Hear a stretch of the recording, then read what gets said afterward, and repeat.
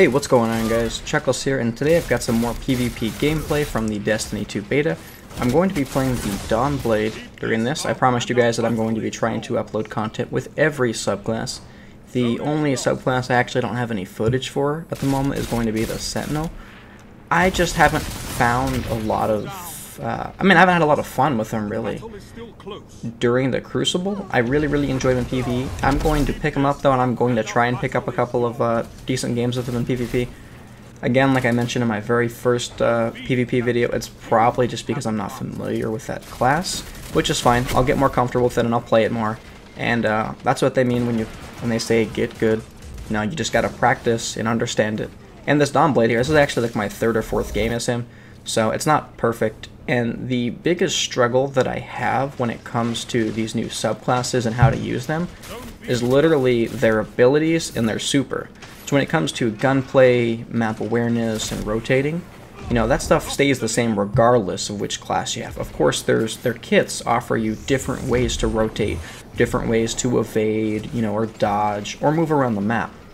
But in general, the abilities in the supers, whenever I use those, I actually feel like I'm vulnerable because I'm not comfortable with those things.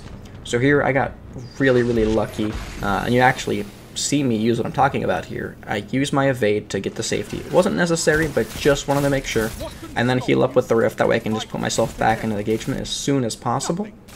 That's not the ideal place to put it. However, I didn't want to be out of the fight and have to wait another 6 seconds, especially knowing that they still have B. Here, I actually overcommitted, so I want to talk about something. When you guys get into engagement and you shoot someone, you do not need to always kill them, and it's not always beneficial. And I know that sounds crazy, but that hunter there, sure, could I have killed him? Probably. However, I completely overcommitted to it, put myself in an open lane with no cover, and I got killed, so I didn't get anything out of that. Sometimes it's better just to get chip damage on someone and drop their shield entirely and put them out of the fight for 6 to 8 seconds while they have to go through and recover, than to push farther than you need to and to die, because at that point you're dead, you can't defend the objective, and in my case I didn't get anything from it, so it was a huge loss for me. I should have just played a little bit more passive, you know, got the chip damage, made the hunter back off, and then healed up and focused on that Titan coming around the corner, or put myself in a better position to defend this B location.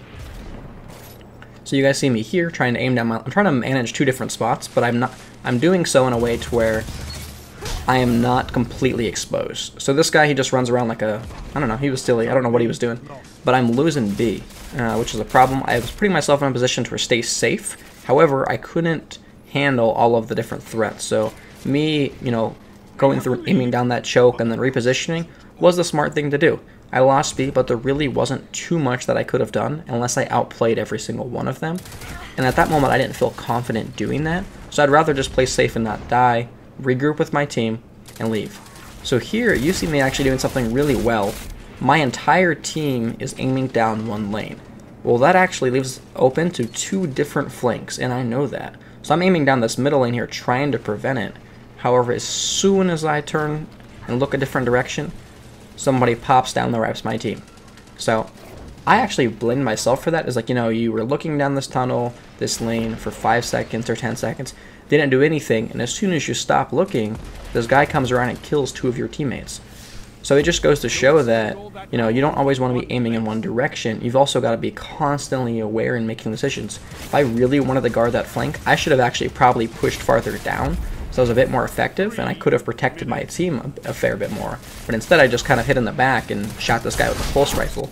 And here, completely fluke my melee kill, basically causing me to have to punch a second time, which gave this hunter the chance to put a full spread from his pulse rifle into me. So, again, another flaw and another mistake. But in this game, actually, the crazy part is, at the end of this thing, you know, we end up losing this game, which was unfortunate. But, you know, we deserved to lose. The other team played a lot better than we did. There, actually, you know, I did really well. Just handled these guys one at a time. And, you know, took both of them out. And then I immediately follow up with something really dumb. And I jump up there while I'm not even fully healed yet. And I try to fight a third guy. I should have popped my rift. And you'll notice my rift is not on cooldown, and it hasn't been for the last bit now. So had I popped that before I jumped up top, I probably could have killed that guy. Just because I had got the initial hit on him, which means I usually have an advantage as long as I continue to hit consistent shots. But back to what I was saying earlier, in regards to just losing this. In general, they play really well, the other team, or they play better than we do anyway. And my team in general, they all end negative when it comes to efficiency. And I know I've talked about efficiency and KD not being the most important thing. I definitely think that it plays a role, but it's not the most important. But it just goes to show, even when the rest of your team doesn't play well, or they do silly things, doesn't mean you're completely out of it and that you have to do terrible. You can still do really dumb things like I did there. Like I mentioned, I'm terrible with the new supers, and I really need to practice those, because that is by far my biggest weak spot in PvP right now, next to my overall aiming. Because I almost always die when I use anything besides a Nova Bomb or a Fist of Havoc. But, again, the gameplay needs to be based off of your individual performance and every interaction that you have. You don't want to go through and say, oh, my team was all negative, they suck, this is why we lost, or yep, I couldn't finish this game well because my team couldn't play well. All three of these guys have a negative efficiency. At no point was I mad at them, the other team was just rocking them, and that happens sometimes. You can't do anything about it. All you can do is focus on your game and try the best that you can to help your team win. If you lose, guess what? You'll lose.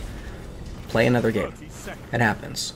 So this guy pops his golden gun. Try and hide. He instantly finds me, and he just takes me out. And that pretty much wraps it up for this game. As you guys can see, we're going to lose by a pretty significant amount. But I hope you guys enjoyed the commentary as well as the different things that I talked about, and just in general the Dawnblade gameplay. If you guys enjoyed the video, if you'll please leave a like, I'll really appreciate it. If you guys will leave your feedback in the comments, again, I'd really appreciate it. Hope you're all having an awesome day, and I'll see you in the next video.